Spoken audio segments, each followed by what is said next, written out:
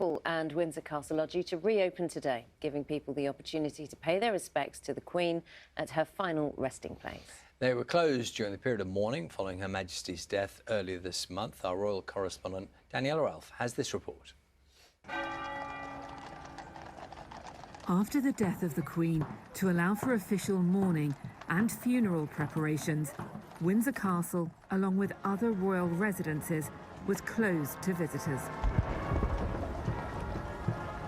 Today, the place the Queen called home in recent years reopens.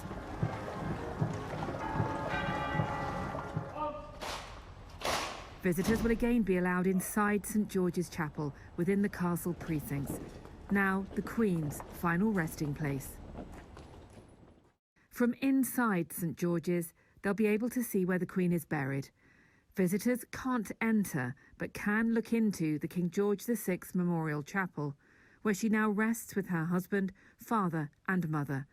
Her sister's ashes are also interred here. A visit to the castle now has added poignancy. It has always been an important place for the Queen. It was where she would come and worship at Easter with the wider royal family. In 2019, St George's Chapel was where we last saw her distributing Maundy money. And there have been events of great happiness and celebration too.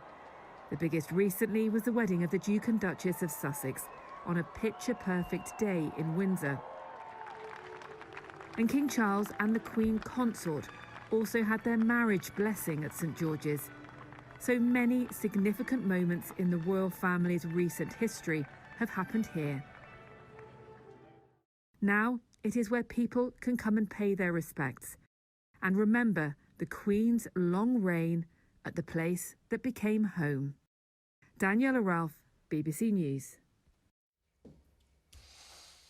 Well, let's speak to our royal correspondent Sarah Campbell, who's at Windsor for us this morning. So, Sarah, this is a moment when people have another opportunity to pay their respects. Tell us a little more.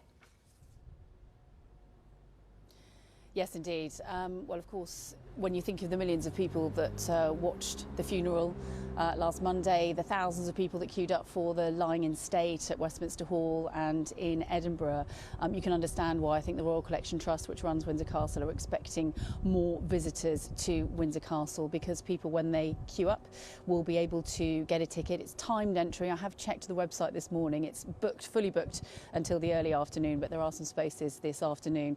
And as you saw in Daniela's report there, with your ticket, you will be able to get into the precincts of Windsor Castle, have a look round, and crucially, I think for people, get into St George's Chapel and the King George VI Memorial Chapel, a building which was commissioned by the Queen back in the 1960s, is where she is now laid to rest alongside Prince Philip and her parents, and the ashes of Princess Margaret in there. And as Daniela was saying, people can't physically go into the chapel, but they can stand and see it, and probably will have seen the pictures released at the weekend of the new ledger stone inside the chapel. So that is what visitors will be able to see when they arrive here.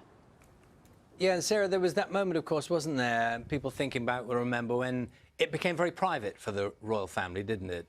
When immediately after that ceremony at Windsor, and that was the moment where she became, once again, the property of the family, really.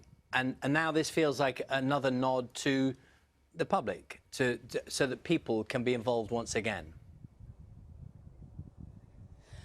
Yeah, absolutely. So on the day of the funeral, obviously you had the state funeral at Westminster Abbey, and then it moved here to Windsor. There was the committal service inside St George's Chapel, which was televised. And then, as you say, later that evening, there was this very private family service, which was where she was finally laid to rest, as I say, alongside Prince Philip.